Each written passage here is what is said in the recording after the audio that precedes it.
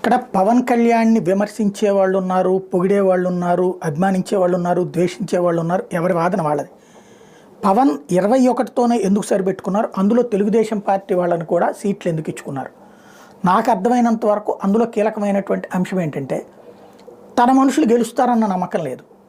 తన వాళ్ళు తన పేరు చెప్పుకుని తిరిగే స్థాయిలో ఉన్నారు, కానీ నియోజకవర్గంలో వాళ్ళకి వాళ్ళు పేరు తెచ్చుకునే స్థాయిలోకి ఎదగల. అలా ఒకడు ఎదుగుతుంటే పీతల బొట్టలాగా ఇంకోడు వాళ్ళ కాళ్ళు లాగుతా ఫైనల్గా ఎవ్వరూ ఒక బలమైన లీడర్ లాగా, ఒక బొలిశెట్టి శ్రీనివాస్ లాగానో, ఒక కందుల దుర్గేష్ లాగానో తయారు కాల.